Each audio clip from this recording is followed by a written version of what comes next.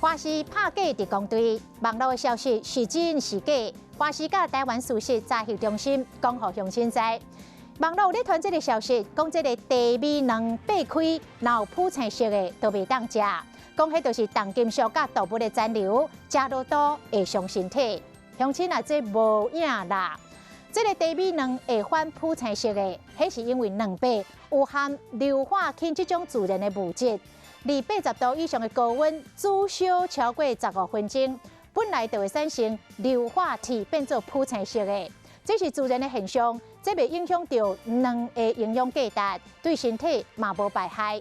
有关这个鸡卵，乡亲应该爱注意的是，寒天尽量伫15天内食好了，热天上好伫10天内食好了。这个鸡卵放愈久，就愈无青。